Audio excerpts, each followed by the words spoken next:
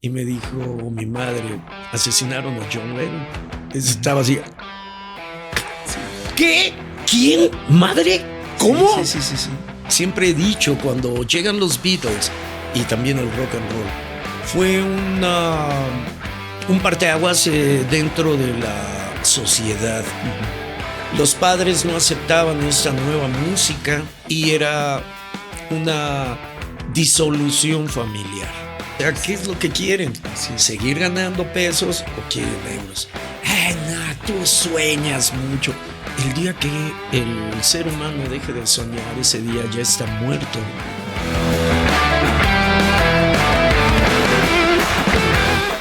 Buenos días, buenas tardes, buenas noches. Estamos en otro episodio más de nuestra serie o la primera temporada del Cubo. En esta ocasión es muy especial. Me paro de pie porque es un personaje muy querido y muy estimado. Probablemente no lo siente como tal, pero por lo que expresa él y nos permite ver y escuchar, obviamente. No digo más, me preferiría que él se presentara y comenzamos con esta primera pregunta. ¿Quién es Joaquín? J.P. Lovecraft. Bueno, ese es el alter ego radiofónico. Pero bueno, para servirles siempre Joaquín Pardavé Durán. Y pues estoy para hacer música, rock and roll, algo de terror, escritura, claro, y ondas por el estilo, todo relacionado con arte. Claro. ¿Sí? Desde tu niñez, ¿cómo fue Joaquín? ¿Cómo fue creciendo hasta llegar al Joaquín que estamos ahorita? Bueno, siempre estuvo relacionada con la música, con las artes. Fui el menor de mi familia. Entonces, obviamente, la influencia en mi casa siempre se escuchó música, desde la música vernácula de, bueno, mis padres, Jorge Negrete, Pedro Infante, claro, José Alfredo Jiménez, sí, el mariachi, música clásica con mis hermanos mayores y con mis hermanos de en medio, pues el rock and roll. Entonces siempre, cada recuerdo que tengo de mi vida va acompañada por un soundtrack con una canción o una melodía, tanto desde música clásica, cantos gregorianos, ópera, claro, y todo eso me fue ayudando a desarrollarme como pez en el agua, de una forma natural, y mi aceptación hacia la música, claro, y sobre todo hacia las artes. ¿Quién te presentó el rock? ¿O cómo conociste el rock? Bueno, conocí el rock por medio de mis hermanos. Ante todo, mi hermana mayor, Rosa María, según tengo entendido, ella era fanática de los Beatles allá en Ciudad de México, a donde vivíamos en 1965, que es cuando yo llego a esta cuarta dimensión. Es correcto. Y ella, curiosamente, entre 1964 y 65, se realiza por primera vez el primer programa de Beatlemanía, obvio, en Radio Éxitos, con la voz universal, don Adolfo Fernández Cepeda. Un saludo si llega a ver este podcast. Él trajo los primeros discos de los Beatles a México y a la radio, haciendo un programa en 1964 que se llamaba 7 minutos 90 segundos con los Beatles, que era la 790 de AM de Radio Éxitos. Pero aparte únicamente tenían 2 discos sencillos, Love Me Do, P.S. I Love You, I Want to Hold Your Hand y She Loves You. Era el único material que existía en México de los Beatles, y todo esto fue porque don Adolfo Fernández Cepeda ya había entrado a trabajar en lo que es el grupo Radio Centro.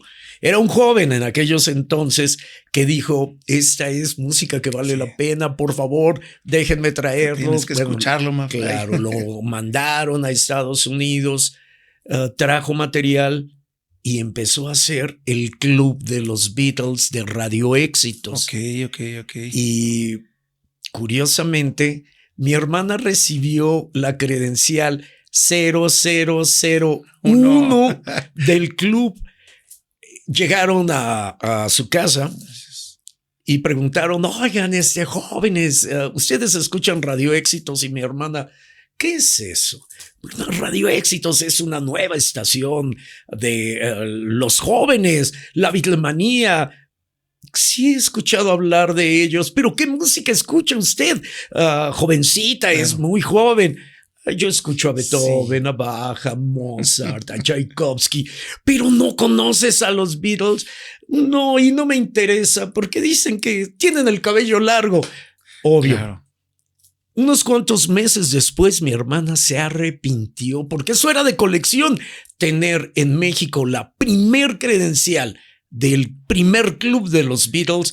Era ahorita para, claro, tenerlo en un marco enorme. Sí. Y mi hermana lo despreció porque no conocía. No sabíamos, no podía valorarlo, todavía no hay comparación. Todavía. Entonces, gracias a eso, y eso sucedió antes de que yo naciera, mi hermana se convirtió en una fanática de los Beatles. Tiempo después se arrepintió, regresó a Radio Éxitos a pedir una credencial, pues ya le tocó como la mil y feria. En fin, otro.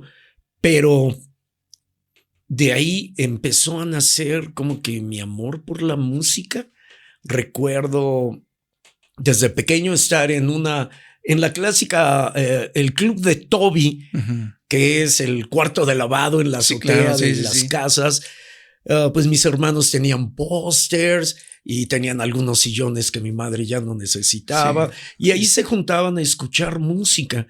Y recuerdo, tengo vaguísimos recuerdos y sobre todo también quizá alimentados por las historias que me cuentan mis hermanos. Claro, se construyen. Que a mí me gustaba subir a jugar mientras ellos estaban ahí.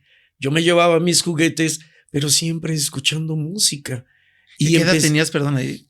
Tendría como unos 2, 3 años. Ay, no inventes. Aproximadamente, cuando sucedía todo ello. Y desde entonces siempre ha sido, recuerdo por ejemplo, ya para 1970, el Let It Be de los Beatles, estaba de un año anterior el Soft Parade de los Doors, y recuerdo mucho uno de mis discos favoritos de toda la vida, porque me traen gratos recuerdos, el disco Flowers de los Rolling Stones, que es de 1967. Entonces, ¿por qué? Porque eran las canciones con las que me arrullaban, o yo andaba en la casa, pero mis hermanos le escuchaban en radio o tenían los discos. Ya para 1970 yo ya había cumplido aproximadamente unos 5 años. Ya podía, cuando se iban mis hermanos, me acercaba a sus cosas, sacaba los discos, y esos eran mis discos favoritos. El Let It Be de los Beatles, el Soft Parade de los Doors y el Flowers de los Stones. Mi madre, recuerdo, también había hecho como que unos esfuerzos para alejarme de la perdición del rock and roll, comprándome una colección de los cuentos de Walt Disney, traducidos al español, con, bueno, grandes voces también. Hasta Tim Tan aparece personificando una de las grandes voces, y grandes artistas prestaban sus voces, exacto, para hacer los personajes. Y recuerdo que también me gustaban, pero así cuando si ahí plan está B, mi mamá, el plan A te lo quitaron. Ahí está ya se fue mi mamá. Vámonos. Vamos a poner Let It Be. ¡Wow! Y me sentaba a un lado de las consolas, porque antes eran enormes las consolas. Sí, las me sentaba gigantes. A un lado y allí me quedaba escuchando la música. Te viajaba solito. A gusto. Oye, pero luego, ¿cuándo llegaste aquí a Morelia? ¿O por qué fue el cambio? Bueno, mira, nosotros somos de Ciudad de México. De Ciudad de México tuvimos un cambio por el trabajo de mi padre hacia Tijuana, Baja California. Allá estuvimos como del 69 al 74, 75. Después regresamos a Ciudad de México. 10 años después viene esta primera gran tragedia capitalina, el temblor del 19 de septiembre de 1985. Comienza una descentralización de la Federación de los Trabajos. Entonces, Curiosamente, mi hermana Rosa María de repente conoce Morelia, pide su cambio del Seguro Social hacia Morelia y como se estaban abiertas esas permutas, Claro. vienen en 1985 a radicar aquí a Morelia. Mis padres y bueno, nosotros también, era como que la visita obligada, mínimo cada 15 días, ir a visitar a nuestra hermana Morelia. Y fue cuando empecé a conocer y me encantó Morelia, en verdad. Bueno, en aquel 1986, 87 aproximadamente, era un valladar Morelia. Sí. Era hermoso, era tranquilo, sí. Era completamente verde, no había tráficos, no había marchas. Exacto, no había marchas. Todo el mundo te saludaba, las puertas de las casas abiertas. La seguridad. Si ibas pasando y te veían así como que sudando, te decían, joven, buen día, buena tarde, gusta un vaso con agua. Y así como que, sí, ¿qué me quieren hacer? Exacto, cosas que no existían en ninguna otra parte a donde yo había visitado en la República Mexicana. Era un lugar hermoso. Bueno, continúa haciéndolo. Así es, la así verdad. es. Continúa haciéndolo. Sí. Morelia es una ciudad muy bella, pero ya sobrepoblada. Sí, es más cansada que antes. Exacto. Siendo bonita aún así. Entonces llego por primera vez en 1988. Y ahí es cuando se abre por primera vez las puertas para mí del Sistema Michoacano de Radio y Televisión. Porque por medio de mi hermana, ella era asidua, obvio, desde siempre la música de rock. Había un programa que se llamaba La Cueva del Rock con don Nicolás Rodríguez Coscoya en el Sistema Michoacano. Entonces, pues mandaban peticiones y se hicieron como que amigos de radio únicamente. Entonces mi hermana le comentó, oye, tengo un hermano menor que ha hecho un poco de radio en Ciudad de México, pero tiene un grupo. ¿Y qué te parece si lo puedes invitar a tu programa, una entrevista? Claro que sí, dile que venga. Llego en esta ocasión al sistema, me hacen una entrevista, traía un demo de música original, que era lo que estaba haciendo en esos entonces. ¿Ya hacías música entonces en ese entonces? Sí, desde 1985 precisamente, que es cuando ya decido, tomo los hábitos del rock and roll y a partir de ahí, pues hasta el día de hoy, día y noche y siempre que se pueda estoy haciendo rock and roll, tanto en radio como la música en vivo. Es correcto. Me comentaste ahorita en gran parte, bueno, a lo mejor una embarradita, ¿quién es Joaquín? Y a lo mejor es pregunta obligada y muchos lo saben. ¿Quiénes son los Beatles? ¿Quiénes son The Beatles? ¿Quiénes son para Joaquín? No, pues para mí, bueno, de hecho, sí. Aquí están y los tengo aquí y los tengo acá y los tengo en cada parte de mi ser. Fue por ellos que estoy en la música, especialmente por John Lennon. El día en el que verdaderamente empecé a hacer un conteo regresivo y desperté en un mundo muchísimo más frío fue el trágico despertar el 9 de diciembre de 1980. Y digo 9 porque fue un día después. A Lennon lo asesinan el 8 de diciembre. No me había dado cuenta. Prácticamente yo ya estaba dormido a esas horas, tiempo de México, cuando sucede, porque fue casi cerca de la medianoche en Nueva York, acá en el centro del país. Eran aproximadamente las 11 de la noche, cerca de las 11 de la noche. Esas horas, pues yo ya estaba durmiendo. Pero el amargo despertar, y fue a donde, es más, he tenido grandes pérdidas en la familia, en mis amistades cercanas, pero creo que nunca me había sentido tan devastado como cuando mi madre, que en paz descanse, me dio esa noticia, triste noticia. Primero me dijo, bueno, ven a desayunar y te tengo 2 malas noticias. Y yo así, miau. ¿Qué sucedió, madre? ¿Qué pasa?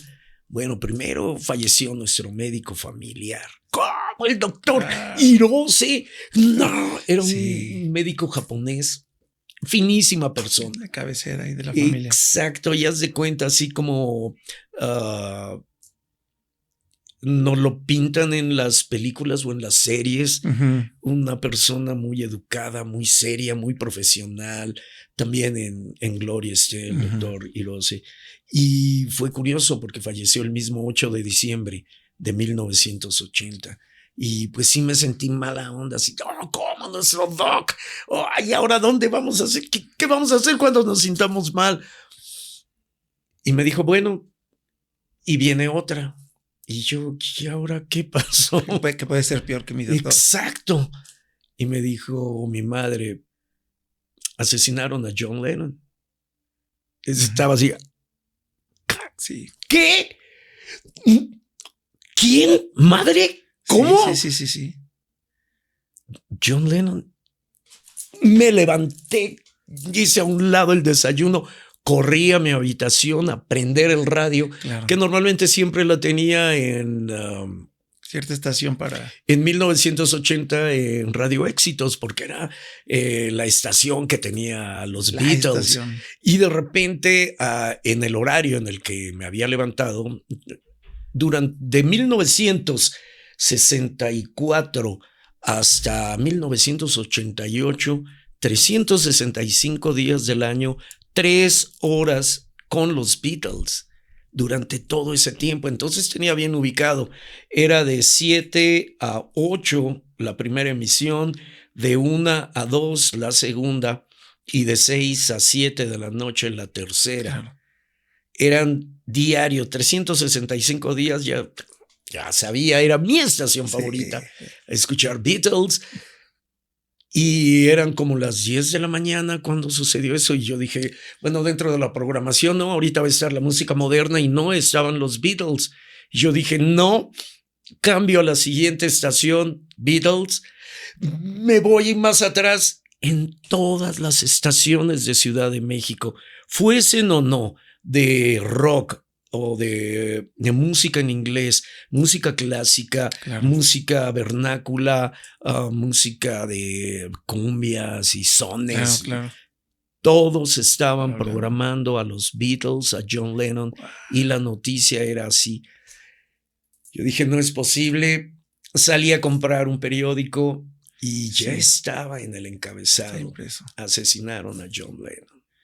No, fue un día terrible, una resaca horrible, todos en casa, mis hermanos con los ojos rojos de tanto llorar, seguíamos sin creerlo y de repente mi padre decía, oye, como si me hubiera muerto yo, ¿qué les pasa? A ese mono ni siquiera lo conocieron y todos... Papá, ¿cómo no lo conocimos? Claro que lo conocimos los ojos. Por medio de las canciones. Es correcto. Por medio de sus letras. Todo lo que nos regalaron. El All You Need Is Love. El primer programa de televisión vía satélite. Los Beatles representaron no únicamente a Inglaterra, sino a la humanidad. Con el himno de todo lo que necesitas es amor, siempre hablando de amor. ¿Cómo es posible que haya sido esa tragedia? Manera. Y no te voy a mentir. Sí, horrible. Hasta el día de hoy llega cada 8 de diciembre y no puedo evitar sentir otra vez mis lágrimas salir por... Bueno, el recuerdo, el dolor todavía, la incomprensión de cómo es posible que los buenos... Bueno, sí, señor, entiendo que te quieres llevar a los buenos, pero ¿con qué nos dejas? Exacto, así como que 50-50. Claro. En fin, y ese fue el momento. Entonces, yo iba a cumplir 15 años. En ese entonces estaba por cumplir 15 años. Y también desde los 5 años que tenía, fui monaguillo en un templo católico. Y desde ahí hasta 1985 aproximadamente también estuve como monaguillo en varios templos a donde nos íbamos cambiando de ciudad. Y soy católico, siempre he estado cerca de la iglesia o puedo jactarme de ello y sobre todo más, siempre he estado cerca de Dios, de Jesús. Es mi creencia. Así es. Y respeto mucho a aquellos que no lo hacen y de igual forma pido pues el respeto. Es correcto. Sí, ¿no? Sí. Entonces, en aquellos entonces también una de mis ilusiones era, pues, ¿por qué no aspirar también al sacerdocio? Había crecido, me había gustado mucho la vida en los templos, los rezos y sobre todo sentir esa conexión con Dios. Y en ese momento, 15 años, cuando apenas estás diciendo, a ver, ¿qué quiero ser? Quiero ser geólogo, no arquitecto, no licenciado. Yo había dicho, Señor, tengo 2 opciones. Quisiera ser un apóstol tuyo, pero más en serio, porque de hecho continúo siendo un apóstol. Claro. Pero a tu servicio directamente en sacerdocio. O sabes que también me gusta mucho el rock and roll, Señor. Quiero ser apóstol del rock. Exacto, o sea, por favor, tú llévame a donde más pueda servir a mis prójimos. Claro. Y pues heme aquí. Sí, me dijo, muy bien, vamos. Mira, tú te me vas para acá. Y aquí estoy y no importa, o sea, cabello largo. Continúo también dando ese mensaje de amor, de paz. De libertad. Exacto. Y con Beatles y sobre todo esa decisión cuando sentí que el mundo había cambiado, y sí, fue un cambio, y se habían quedado ya sin la oportunidad, que todavía teníamos la esperanza de que se volvieran a reunir. ¡Oh, no! Sí. He visto a McCartney, he visto a Ringo Starr en conciertos y es como si estuvieran los Beatles, pero imagínate haber visto a John Lennon, a John Harrison o como Beatles. No, el espectáculo más grande del mundo, sin duda. Entonces dije, eso ya no va a poder ser. Yo tengo que hacer algo por ello. Debo de continuar con ese legado. Y bueno, siendo niño, dices, a donde ellos se quedaron, yo voy a dar el siguiente paso en la música. Sí. ¿No? Bueno, muy ambicioso, pero era continuar con ese legado de amor, de paz, de buena música, de cultura, de y de educación. Sí. Y pues fue cuando decidí a tomar los hábitos del rock and roll y dije, es mi forma de vida y creo que siempre lo voy a hacer y hasta el día de hoy, sí. Hubo una etapa en que estabas... Bueno, entraste o formaste grupos, comenzaste a este tipo, y yo lo comentaba hace rato, como un tipo de emprendimiento, pero no sabes qué era emprendimiento. A lo mejor buscabas tu pasión, buscabas unirte con gente que tuviera tus gustos, tu pasión, para poder expresarlo y saber expresarlo bien, porque no es nada más tocar por tocar. Exacto. Empezaste con los concursos, empezaste a escalar, a moverte. Hay muchas historias aquí en Morelia. ¿Qué sucedió en breve? ¿Qué? Pues sí fue eso, obvio. Mira, en un principio yo no lo veía así como voy a ganar dinero y así de aquí. No, al contrario, yo lo único que quería era que me escucharan, que la gente me viera, que aplaudiera. Y no directamente a mí, sino a lo que tocaba, que eran canciones de los Beatles. Exacto. Continuar con ese mensaje. Y obvio, empecé desde la secundaria, formé mi primer grupo. Posteriormente con mis hermanos también nos unimos y empezamos a tener algunas presentaciones en alguna fiesta parroquial, en alguna fiesta familiar, nunca en un plan. O sea, tocabas de Beatles en la parroquia, dentro de la parroquia. Sí, o sea, en las kermeses. Sí, no digo que esté peleado, sino para muchas personas en ese tiempo mentalmente sí estaba peleado esos dos temas, el rock con el rock. Sí, y es curioso. Mira, siempre he dicho, cuando llegan los Beatles y también el rock and roll, fue un parteaguas dentro de la sociedad. Uh-huh. Los padres no aceptaban esta nueva música y era una disolución familiar. Okay. Y eso fue, no sé, por lo menos en México. Recuerdo que mi madre decía, es que desde que llegaron los Beatles, todo cambió. Los jóvenes eran atentos, los jóvenes eran obedientes. Pero cuando llegaron los Beatles dijeron libertad, ya basta, voy a ser yo. Quiero dejarme crecer el cabello, ¿por qué no lo puedo tener largo? Sí. Desde que llegaron los Beatles, la juventud cambió. Y es curioso, ahora ya en este año 24 del siglo XXI, después de Cristo, el rock and roll y sobre todo los Beatles es la unión familiar. ¿Por qué? Porque está el abuelo que se acuerda, sí, el papá que trae la onda del rock and roll, los hijos y toda la familia se une en torno a los Beatles. O sea, es curioso. Sí. Lo que en un momento fue una división, ahora es la unión familiar. ¿Por qué? Porque todo el mundo lo disfruta ahora. Es correcto. Es mágico y los Beatles así lo son, siempre lo fueron. Entonces, participaste a algunas presentaciones dentro y fuera de la iglesia de alguna manera, con la misma música, el mismo entusiasmo, la misma pasión y amor que estás mostrando ahorita. Exacto. Y eso te llevó entonces a seguir más agrupaciones o a seguir formando o creciendo ese gran mundo que tenías, que te explotaba. Exacto. Y sobre todo fue porque yo decidí finalmente dedicarme a esto. En mi casa me dijeron, Joaquín, estamos viviendo en México, o sea, no hay mucho mercado para el rock and roll. Y yo dije, claro que lo hay. O sea, si llegaron los Beatles, ¿por qué no pueden salir otros Beatles? O sea, si aquí los aceptaron, ¿por qué no de aquí puede salir otros? Y puedo ser yo. ¿Por qué? Porque me gusta, porque me apasiona. Y aparte porque sé que soy bueno. Claro, soy bueno y quiero hacerlo. Exacto. Y sobre todo me siento bien. Pero te van a llamar que tienes el cabello largo y que te van a molestar en la calle. No importa, les callo la boca. No hay problema.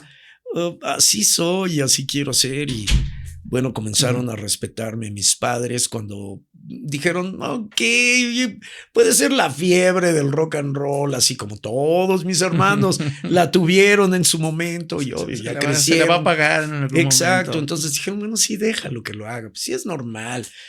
Pero sí, oye, ya, como que ya se te pasó el tiempo. Sí. Y yo al contrario, me iba afianzando más, entrando, como dices, a concursos, buscando oportunidades en bares, en festivales, ir a las delegaciones allá en Ciudad de México, en los movimientos juveniles, no sé, convocatorias que tenían para fiestas patrias.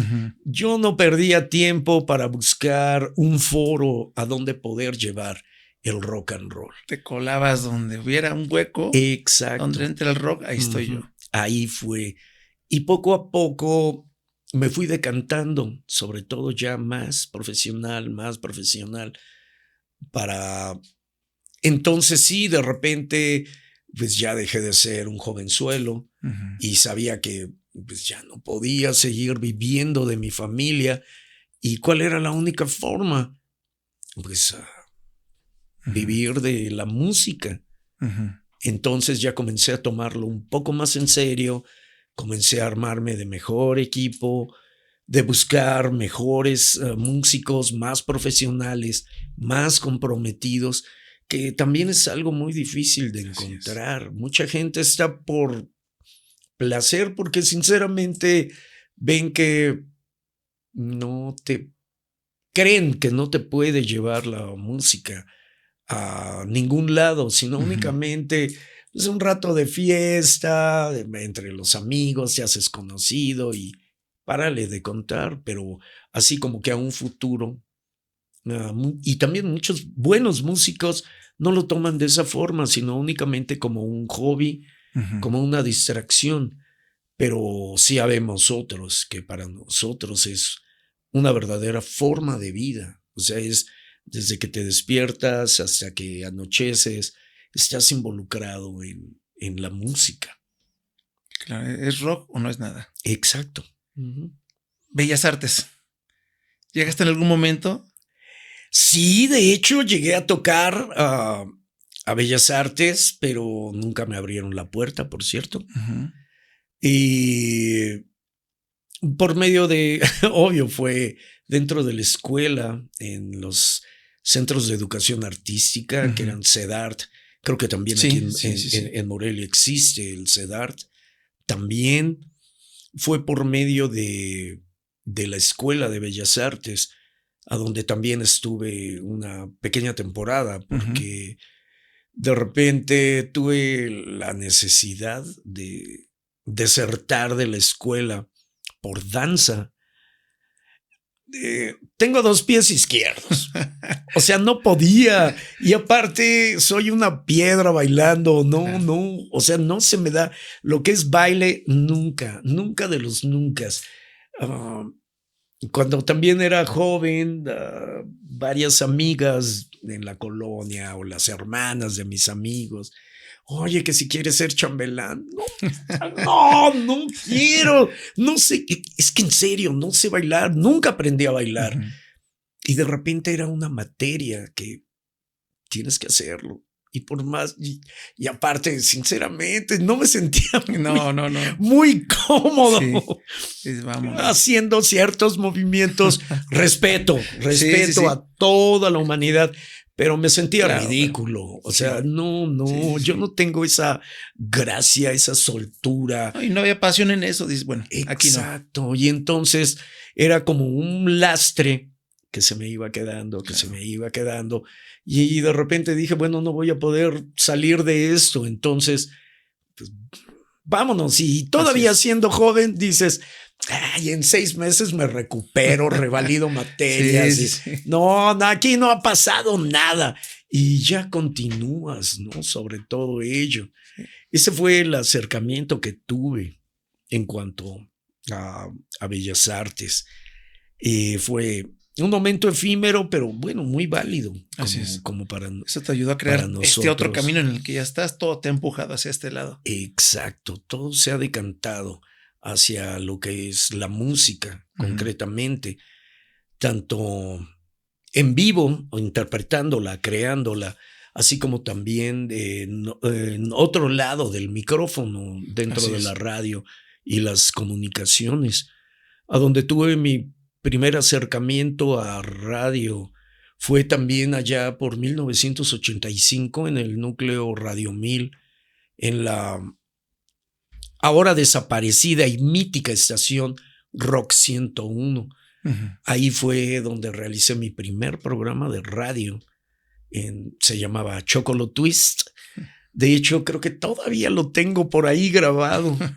Tengo ese primer programa en el cual yo fui invitado. Llevé mis discos de rock and roll en español, del rock clásico, de los Teen Tops, los Locos del Ritmo, Crazy Boys, porque había un programa que trataba de ese rock clásico en español. Entonces dijeron, bueno, si alguien tiene discos y quiera venir como invitado, pues márquenos. Y yo dije, a ver, hermanos, pásenme sus discos, voy a hacer un programa de radio. Ándale, pues, pero no los vayas a rayar. No. ¿Cuándo he rayado alguno? Nunca. Entonces me enamoré de la radio. Es correcto. Pero ya tenía como que la inquietud. Y eso fue desde 1979, cuando vi una de mis películas favoritas de terror, de John Carpenter, el director, y él mismo la escribe, la produce y la dirige, que se llama Fog, Niebla, que en el 2006, 2007 hicieron como un remake, muy malo, por cierto. No me gustó. No, ese es The Mist. Sí, que también en español le ponen La Niebla. La Niebla, es pero correcto. no es Fog. The Fog. La Niebla. Trata sobre la maldición de unos marinos traicionados con los colonos de una nueva tierra.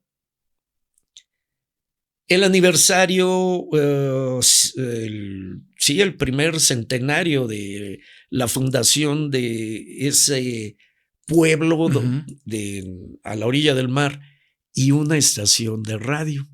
Ok. Para mí fue música, mar, así la playa, terror. Dije, es la conjunción perfecta.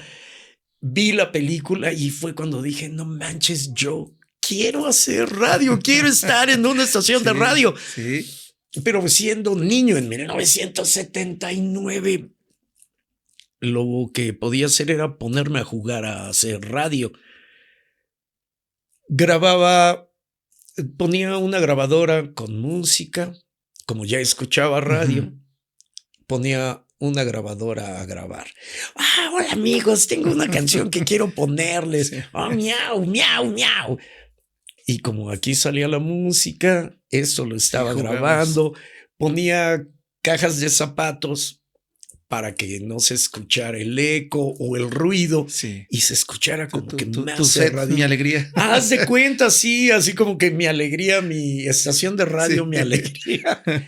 Y era como jugaba a hacer mis propios programas de radio y ponía la música que a mí me gustaba y le preguntaba a mis hermanos, porque en ese entonces, pues como que no había, obvio, no existía internet.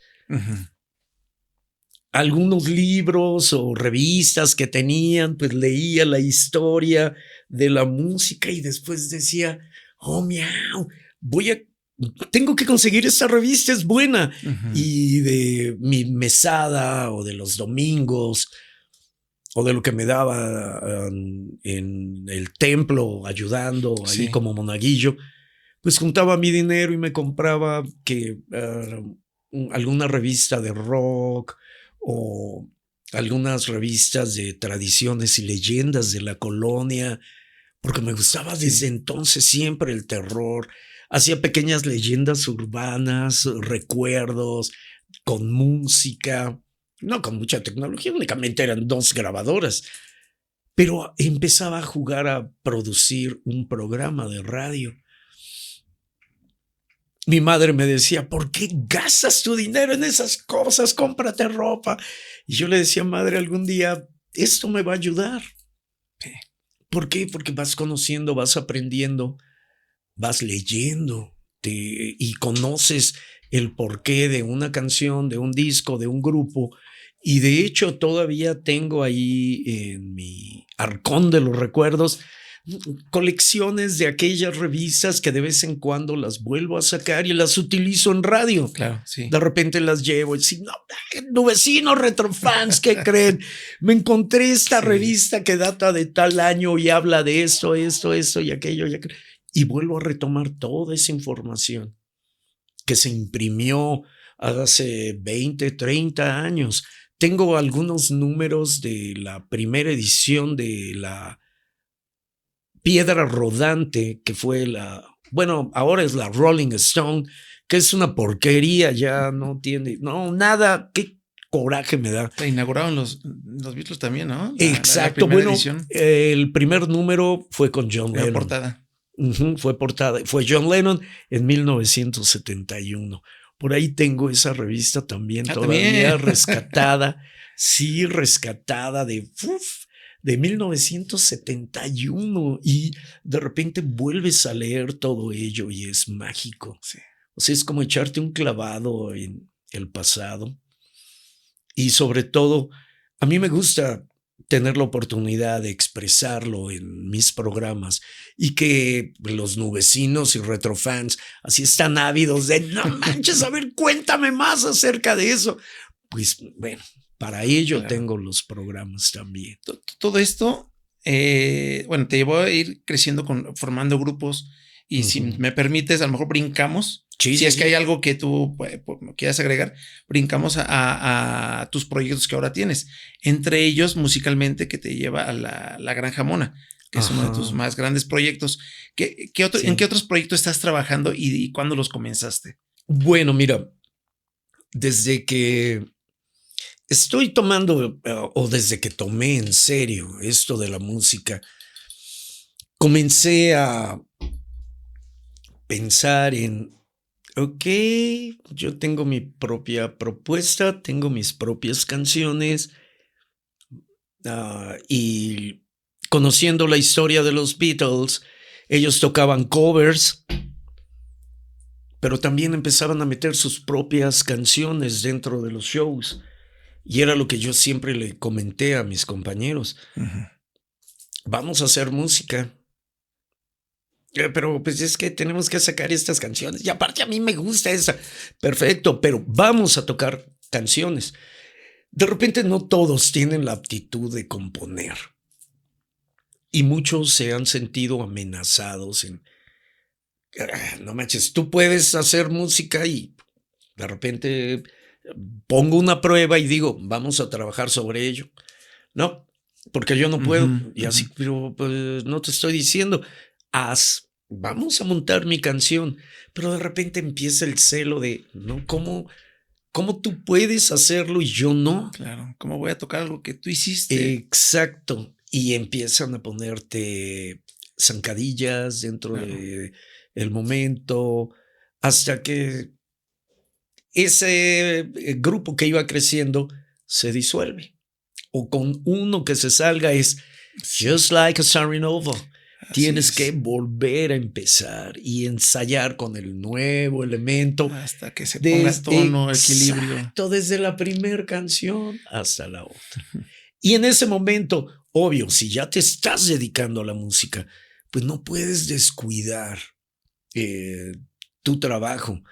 Porque siempre hay otro grupo que va a cobrar menos que tú, pero la onda es, bueno, pero checa la calidad. Claro. Ellos te cobran 5 pesos, les quieres pagar, a mí me paga 100. Claro, yo sé lo que valgo y te doy calidad. Exacto. Y aquí está la gente, y aquí está mi trayectoria, ¿no? Por algo he estado vigente, y únicamente aquí en Morelia, durante 30 años, y siempre tocando Beatles. Cuando me decían, no, es que tienes que tocar ahora esto, que es la moda. No, para eso hay otros lugares, hay otros grupos. Yo soy esto y me quiero dedicar a este es mi proyecto. Exacto. Entonces de repente hubo muchos músicos que no les gustaba mucho mi idea, no aceptaron entrar. Pues bueno, muchísimas gracias. Claro. Otros sí entraron, pero de repente como que también conforme va pasando el tiempo, mucha gente dice, a tu edad todavía sueñas, todavía crees que vas a ser famoso. No es que sea famoso, o sea, ya lo soy. Únicamente quiero llegar a donde siempre quise llegar, que es hacer mi propia música, inspirada por mis grandes clásicos, grandes maestros. O sea, con mis influencias. Y simplemente me gusta, pues, ¿por qué no? O sea, en vez de estar ganando 100 pesos, podemos estar ganando 100 euros cada noche. O sea, ¿qué es lo que quieren? Así es. ¿Seguir ganando pesos o quieren euros? No, tú sueñas mucho. El día que el ser humano deje de soñar, ese día ya está muerto. Está seco. Entonces, así como que, bueno, ustedes no quieren. No, bueno, yo sí. Vámonos. Y pues a moverse. Encontrar los elementos necesarios. Ahora con la tecnología, vaya, que está bien adelantado, he empezado a aprender otras nuevas técnicas, otras cosas, a donde se pueden empezar a suplir muchos músicos. Así es. Y que no me gustaría porque siempre mi sueño fue estar en un grupo. Nunca me vi como un Elvis Presley o así un solista individual. No, si no era, tenemos que ser un grupo. Claro, tenemos que ser un grupo. Y la Granja Mona nació, desafortunadamente, no como cuarteto, sino como trío. Y así empezamos a trabajar, nos acostumbramos. Hemos tratado de meter un cuarto elemento. Es más, existe por ahí también ya la leyenda de ¿quién ha sido el cuarto jamón? Sí. Wow, no, bueno, gracias, qué buena onda. Como esa leyenda del quinto Beatle. Sí. Pero aquí en Morelia dicen, no, es que yo soy el cuarto jamón. No, que yo llegué a ser antes que tú el cuarto jamón. Y así, bueno, el cuarto jamón. Bueno, que sueñen y que sigan. Y todas esas personas, obvio, formaron parte en algún momento de la Granja Mona. Y en este momento llevo con Juan Pablo Ábalos, el Todas Mías Ábalos. Sí. Y Goldo, Fernando, el Ruiseñor de Querétaro, Saavedra. Sí. El Ruiseñor de Querétaro. Llevo ya 9 años con estos amigos y nos sentimos muy bien. Y obvio, como en cualquier lugar, cualquier familia, de repente hay ciertos desaguisados. Pero da sabor a esto. Es normal, ¿no? O sea, no son cosas insalvables. Siempre encontramos la forma de solucionarlo y estamos trabajando bien. Pasamos juntos la pandemia, que fue algo difícil. Sobrevivimos a ello, bendito Dios, y estamos en proyectos, obvio, de seguir tocando. Nos encanta lo que hacemos. Cada una de las canciones que interpretamos es porque nos nace y nos gusta. Sí, o sea, no hay una canción que digamos, esta canción, ¿para qué la sacamos? No, sino son, oye, sí, es cierto, esa canción, sí, es fabulosa, vamos a sacarla. Y entonces la interpretamos con gusto. No es de llegar, por ejemplo, ahorita en unos instantes más tengo que ya irme a trabajar. No es decir, voy a tocar y todavía me van a pagar y todavía me van a dar un ponche de oso. Sí. ¿Qué más le puedo pedir al Señor? Y aparte vivir de noche. Y transmitir eso. Exacto. O sea, vives de noche. Porque no lo vives tú al transmitirlo, todos los demás los tienes ahí. Exacto, y la gente dice, es que no manches, ustedes se la viven de lujo y nosotros, no, pues la verdad sí. Mentiras sí, no son. Exacto, aunque también, imagínate vivir la fiesta durante 30 años. ¿Llevan 30 años la Granja Mona? Sí, 30 años. En este 2024 cumplimos 30 años. Y bueno, digo cumplimos por ahora con estos, la nueva versión jamonesca. Así es. De los originales, desafortunadamente, Miguel Enríquez, en paz descanse, fallece en el 2006. Y Enrique Abarca, el otro compañero con el que armamos la Granja Mona, se decidió ya retirarse de la música y se fue a radicar a Tijuana, Baja California. Tenemos esporádicos contactos. Y el único que sigue activo he sido yo. Me gustó el concepto. Terminé haciéndolo mío completamente. Claro. Y es lo que comparto con el resto de los músicos que han desfilado en la Jamona. Algunos se han quedado, algunos han sido meteóricos. Y creo que esa es la versión. Quien aportó su parte de su ciclo. Esa es la versión más longeva de la Granja Mona, más que la original. O sea, con los fundadores. Así es. Ahorita ya con ellos llevo 9 años y nos sentimos muy bien. Este es uno de tus, no sé si tú me dirás, de tus más grandes proyectos. Te hemos escuchado y te hemos visto en algunas ocasiones. De lo que yo tengo uso y conocimiento de 2 programas en la radio. Ajá. ¿Cuánto tiempo tienes en cada programa? Mira, en los años maravillosos también cumplí 30 años. Ok, el mismo tiempo. Exacto, en septiembre del año pasado. Los años maravillosos inician en septiembre de 1993. Aunque yo en radio estoy en el sistema michoacano colaborando desde 1988. Okay. Pero ya así con un programa fijo y longevo, años maravillosos. Prácticamente ya voy para 31 años. Fíjate. Con los años maravillosos. Eso los fines de semana. Posteriormente entré ya, me hizo justicia la revolución. Empecé a ser pagado por el sistema, cosa que agradecí, sí. Aunque sinceramente no lo hacía con esa... Bien sí, bien sí no. Si no me Pero gusta. Gracias.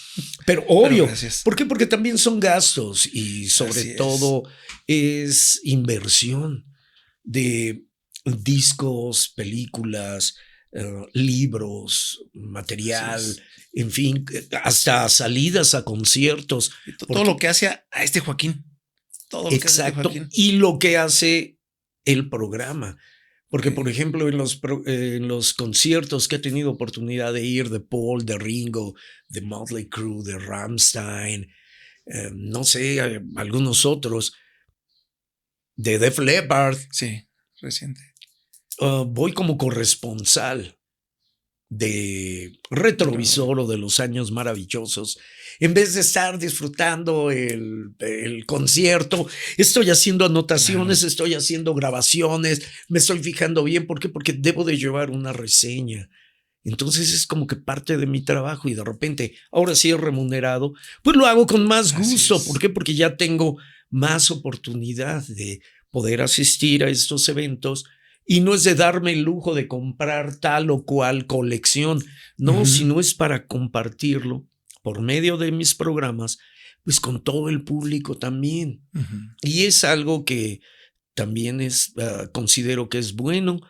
Y eso nació en el 2006, cuando ya tengo Retrovisor, que originalmente era martes, miércoles, jueves y viernes.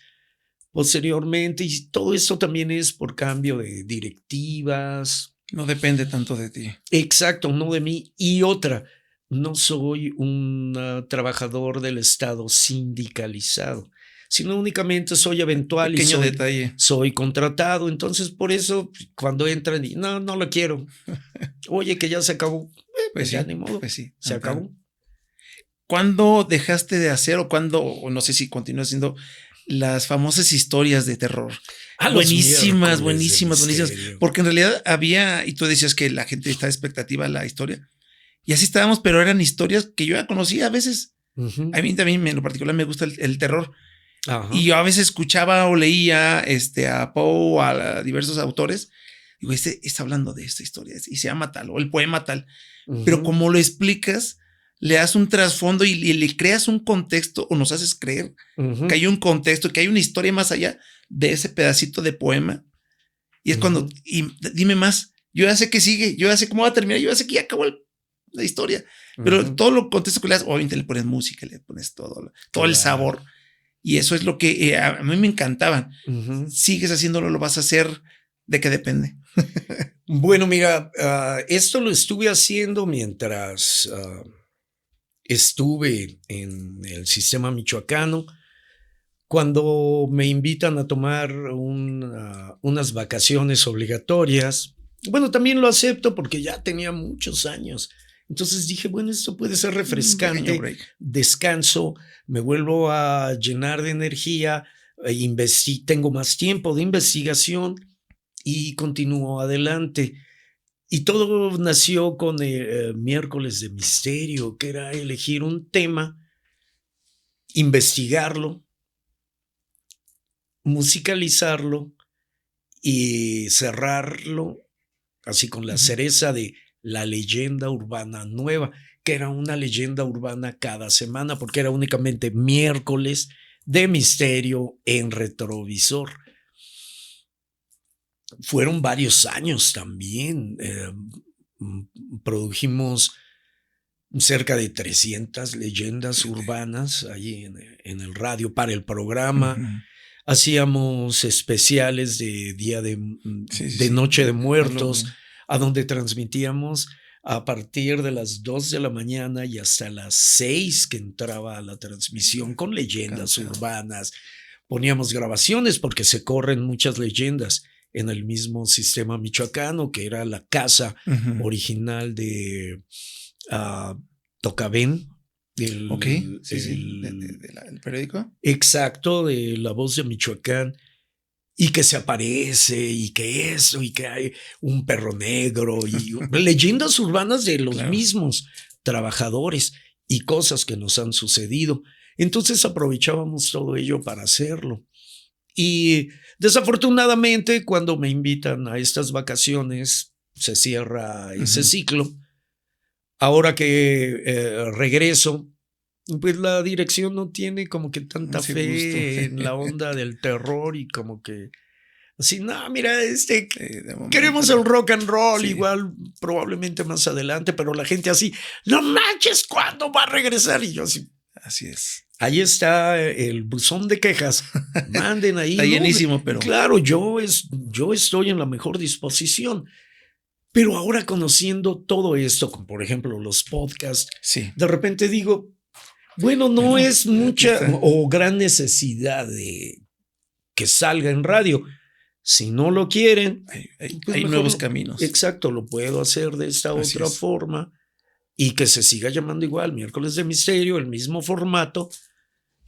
Y pues ahí está ahora como un podcast que lo puedan escuchar. ¿Qué te hace levantarte diario y seguir luchando como músico? Seguir luchando. Sabemos que el mercado está muy cerrado. Hay muchos músicos, hay pocos bares de rock, cada vez hay menos bares de rock. La competencia está muy complicada, muy apretado. No es, bueno, si de por sí una vida para un mexicano a lo mejor no es tan fácil sobrevivir con todo lo que está sucediendo. Claro. Yo creo que, y sin ofender, como músico también es complicado, tiene sus detalles. ¿Qué te hace? ¿De dónde sacas fuerza? ¿Cómo es que decides, vamos a seguir con esto? Porque está muy cerrado todo, sigo repitiendo porque luego es la palabra que tengo y está fresca. Sí. ¿Qué te hace salir adelante? ¿Qué te hace no rendirte? Bueno, la fe, la esperanza y la creencia en que si amanezco es porque nuestro Señor tiene un plan para mí.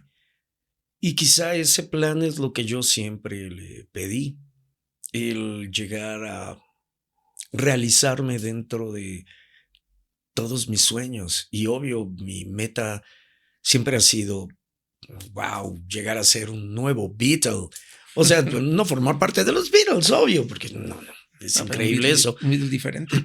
Pero sí llegar hasta donde ellos pudieron haber llegado. Porque de esa forma puedo dar un testimonio de que dedicándote, trabajando verdaderamente, siendo una gente de bien, puedes acceder a esto sin caer en ninguna vertiente del mal, sino únicamente teniendo fe, disciplina, mucha disciplina y queriendo hacerlo. Creo que prácticamente es eso, el saber que todavía tengo algo pendiente que hacer y sé qué es lo que tengo que hacer, qué es lo mejor. Va pegado hasta la siguiente pregunta de ¿qué sigue para Joaquín? ¿Qué sigue para La Granja Mona? Y yo creo que probablemente ahí está ese pendiente. ¿Qué sigue? Mira, para La Granja Mona es más, de hecho, antes de la pandemia, empezamos a trabajar sobre una miniserie que tenía que ver acerca de un grupo de rock y un grupo de vampiros aquí en Morelia. Excelente. Pero todo iba de acuerdo con canciones que tenemos nosotros. Porque de repente dices, ok, tengo mis canciones, vamos a hacer una grabación, un demo, si sale muy bien, le ponemos un poco más de producción, sacamos un disco y la consecuencia lógica es, vamos a hacer un video. Y de repente dije, ¿qué es muy trillado eso? Mejor, ¿por qué no nos autopromocionamos nuestra música con una serie a donde nosotros mismos vamos a actuar, nosotros vamos a ser el grupo, nosotros vamos a desarrollar esa historia y todo se desarrolla con nuestra música? Entonces los videos ya no van a ser necesario mandar a hacer uno especial, sino va a ser el que grabemos para la serie. Desarrollé el programa piloto, conseguí gente, estábamos así a punto de empezar y que llega la pinta pandemia. No, claro. Todo se vino abajo. Cuando empezamos a salir nuevamente, no que llegó otro repunte. Muchos se fueron, muchos amigos tuvieron que emigrar y se desinfló desafortunadamente ese proyecto. Pero todavía no lo he hecho en saco roto. La historia me gustó tanto que, no sé, puede cambiar ahora a un formato de animación o audio, imaginación. Hay series de podcast de terror, musicalizadas, platicadas y todo, donde no necesitas la imagen, todo está aquí y de hecho es mucho mejor la imagen que nos creamos. Claro. Entonces, no lo eches en saco roto, probablemente en formato podcast pudiese salir algo muy bueno para distribuir digitalmente. Y aparte, pues es la música y sobre todo son las canciones. Así es, para ir cerrando con broche de oro. Y pues bueno, Joaquín, nada más rápido un par de preguntas. Claro. Mucha gente que nos está escuchando o nos va a estar viendo, también hay jóvenes, hay emprendedores, de alguna manera yo lo sigo viendo. No sé si es como una necesidad de emprender o como una necesidad de alcanzar los sueños, lo que estás haciendo. Obviamente yo sé que probablemente la segunda ya lo hiciste y más allá. ¿Qué libros puedes recomendar a las personas que quieren seguir luchando, ya sea con emprendimiento o su misma vida, que dicen, ya me caí, ya me vencí con esto, quiero seguir más adelante, quiero levantarme? No tengo esa fuerza que nos estás comentando, tanto interna como externa, como celestial o espiritual. Muchos no la tenemos. Muchos nos caemos por algo más sencillo. ¿Qué libro nos puedes recomendar y consejo para expresarle, transmitirle a los jóvenes? Bueno, en cuanto a ello, así como que el vendedor, el ojo malandrino, no compren eso, no, es loco, no hagan eso. Pero mira, algo motivacional para mí, bueno, siempre ha sido uno de mis grandes motores para la creación tanto de la música en una parte como de mis programas de radio, ha sido la literatura de terror. Okay. Sí pudiera decirles a algunos gente interesada en que se sienten desarmados por tal o cual cosa. Nada, es que sí está un poco choncho el libro de It de Stephen King, porque narra la vida de 5 jovenzuelos hasta que llegan a la adultez y siguen luchando contra el mismo demonio, pero siguen adelante. Únicamente uno de ellos no aguanta la presión, que es Stanley, desafortunadamente, pero el resto sigue adelante y son triunfadores. ¿Por qué? Porque nunca dejan de creer en sus sueños y nunca dejan de creer en ellos, en lo que quieren hacer. Porque incluso como equipo. Así es. ¿Por qué? Porque la fuerza radica en ellos.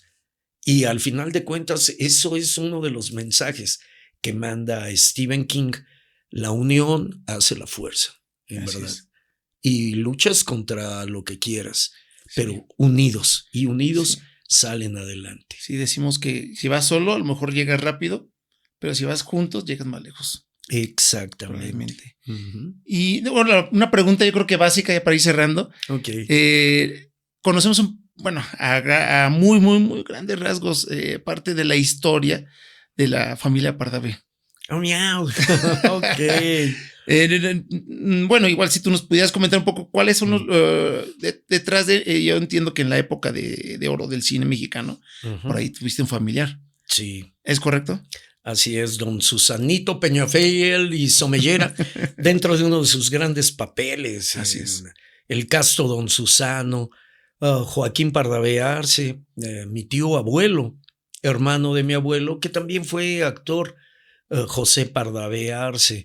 Aunque mi abuelo se decantó finalmente más por el teatro, Joaquín sí, bueno, todo el mundo ha visto una película de Joaquín Pardavé Arce y sobre todo la leyenda urbana de que fue enterrado vivo, que le dio un ataque de catalepsia y que mi abuelo lo desenterró y estaba rasgado y morado. Yeah. ¿Y fue leyenda? Es una leyenda urbana. Es una leyenda totalmente. Es una leyenda urbana, desafortunadamente, desafortunadamente. Claro, para la familia. Porque, exacto, es únicamente, no sé, he platicado de repente con algunas hermanas de mi papá todavía, con vida. Obvio, por medio de Ouija. Oh, tía, dime se que acabó el podcast, señores. No, a donde les pregunto qué es lo que sucedió. Únicamente a alguien, un reportero, se le ocurrió decir que había sido enterrado vivo. Sí, que lo habían enterrado vivo, porque veían, obvio, mi abuelo iba prácticamente diario por el dolor a regar sus flores, a arreglarle la tierra, en lo que se empezaba a hacer la lápida. Y supuestamente por eso de repente llegó un reportero y vio que estaban como que removiendo la tierra a donde recientemente había sido enterrado Joaquín. Y salió eso. Desafortunadamente, el autor de esta nota se perdió en la historia. Quedó como leyenda urbana. Y quedó desde entonces como leyenda urbana. Yo recuerdo desde que iba en primaria, mi madre me decía, mira, te van a preguntar si eres familiar de Joaquín Pardavé. Y yo decía, el tío. Exactamente. Tú dices que sí, porque es tu tío. Muy bien, tu tío abuelo, hermano de tu abuelo. Sí. Y te van a preguntar si es verdad que lo enterraron vivo. Tú vas a decir que no. Yo me quedé, que lo enterraron vivo. Que no, te estoy diciendo que no. Lo enterraron vivo. Oh, miau, no manches, qué grueso. Y desde entonces así como que me llamó muchísimo la atención la literatura de terror. Ya, ok. Exacto, desde Howard Philip Lovecraft o el clásico de Drácula de Bram Stoker, anteriores Mary Shelley con el moderno Prometeo, todos Le Fanu con las primeras leyendas de los vampiros. Siempre fue algo genial y de repente es tenerlo en la familia. Un tío que fue enterrado vivo así, no manches. Y todavía haber conocido la tumba porque está en el Panteón Jardín, en el lote de actores de la ANDA, todavía continúa porque esa perpetuidad. Ahí está todavía la tumba, tanto de mi abuelo como la de Joaquín Pardavé. Y así, no manches, aquí sucedió todo eso. Y de repente es impactante ver tu nombre prácticamente en una lápida. Claro. ¡Oh, no manches! Sí. Desafortunadamente, yo no tuve la fortuna de conocer a mi tío. Él se fue 10 años antes de que yo naciera, que yo llegara. Pero todo ese bagaje también cultural y también la responsabilidad, porque muchos me han comentado, pues para ti es muy fácil, eres Pardavé, claro, tienes las puertas abiertas. Tienes herencia, ¿no? Exacto, y así como que no, al contrario, es todo lo contrario. Alguna gente que esté en el medio dice, eres Pardavé, pues a ver, demuestra que eres tan bueno como él. Ok, entonces, pues bueno, nunca he intentado entrar en la onda de la actuación. El cine, aunque tuve algunos roces con algunos laboratorios de teatro, Pero no me decanté más sobre la música, la escritura, porque aparte de eso también tengo por ahí varias novelas de terror y ciencia ficción, ese tipo de ondas. Y obvio con la producción de las leyendas urbanas. Así es. Todo ello. Pues ni cine, ni baile, exacto. Ni actuación, ni música 100% rock. Sí, exacto. Como que soy de otra parte del arte. Si llega el momento de actuar, pues sí, soy un payaso, entonces lo voy a hacer muy bien. Pena no me va a dar. Ya exacto. Con eso. Joaquín, ya para cerrar, perdón, te interrumpí. No. Igual yo creo que hay mucho tema, muchísimo, de verdad, antes de, y te comentaba, platicé con algunas amistades, algunos que te conocen, algunos que te conocen directamente, otros indirectamente porque no los conoces. Y tengo preguntas. Oh, miau. Tengo preguntas sobre ti, sobre La Granja Mona, sobre parte del programa. ¿Qué pasó en ese break? ¿Qué pasó en la pandemia? ¿Qué ha pasado después de muchas otras circunstancias? ¿Qué pasó después de Bellas Artes? Que hubo un concurso, que esto, que el otro, muchas cositas. Y yo creo que daría pie para de ser posible, un segundo episodio. Claro, ¿cómo no? Sí, para mí un verdadero gusto y placer. Excelente. Y cerrar con una última pregunta. Igual lo que te nazca, y independientemente de cuál sea la respuesta, si te dijeran que el mundo se va a acabar en 24 horas y alguien te lo dijo y solamente tú lo sabes, obviamente. Y si tú te pones a divulgarlo, pues te van a tildar de loco. Con su letrero, ¿no? 24 horas, con la campana, ¿no? Como los Simpsons. Sí, creen en el evangelio. Exacto, así. Pero obviamente tú sabiendo que te van a tildar de loco, ¿qué vas a hacer en esas 24 horas? ¿Qué harías? Entre tus pendientes o cosas que quieres hacer. 24 horas. Bueno, para empezar, yo me iría a Mérida. Si se acaba el mundo, yo me voy a Mérida. Un par de horas llegamos. Y ya, que se acabe el mundo.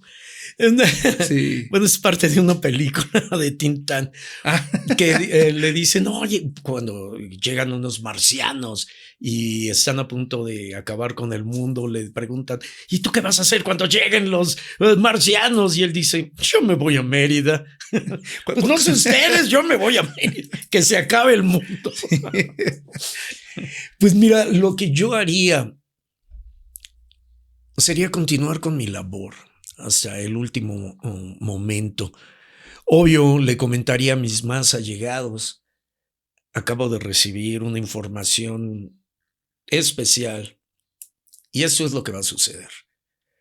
Es más, no sé si se acuerden, el 22 de diciembre del 2012, que se iba a acabar el mundo. Yo estaba tocando en ese entonces por la subida de Santa María en un lugar que ya no existe. Bueno, creo que ahora es de comida japonesa. Por ahí estaba. Y lo único que me pregunté fue, bueno, pero se supone que hoy se acaba el mundo. Pero, ¿en qué horario? ¿A qué hora va a empezar? ¿Y en qué parte del mundo? Pues no digo ¿dónde empieza? ¿Va a ser parejo? Exacto. ¿Con quién empieza? ¿Con los malos? ¿Con los buenos? Exacto. Usos horarios, por favor. ¿A qué hora? Sí. Pero salí como que a recibir el fin del mundo a las escalinatas de Santa María, viendo a Morelia así. A ver, ¿cómo se va a acabar? ¿Va a caer un meteoro? ¿O se va a abrir la tierra? ¿O va a llover fuego? Y así como que con ansias de... Bueno, está bien. Y aparte como que como estamos dejando el mundo y apenas estamos viendo la punta del iceberg, esto que estamos viviendo, estos calores tan extremos, no es una casualidad, no es porque, es normal, es la naturaleza, no, esa es la huella humana, ese es el calentamiento global, apenas. Y eso que todavía no pasamos el 1.5 grados. Incremento de calor. Imagínate cómo va a estar. No quisiera estar ya para esos entonces. Es demasiado. No. Claro. Pero creo que seguiría haciendo mi labor hasta el último momento. Porque entonces no han llegado esas últimas 24 horas para Joaquín. No, todavía no llegan. Y continuaremos, sí, siempre. Hasta el último suspiro estaré entonando una canción de los Beatles. Claro. Primeramente Dios. Sí. Y pues bueno, con esto terminamos, Joaquín. Gracias. La primera parte, Shine on your crazy diamond, vívelo, así como lo estás haciendo, lo estás contagiando bastante. Y pues que viva el rock and roll. All right, brothers and sisters, give peace a chance. Shalom, Israel. Soy Josué Magaña, esto es El Cubo.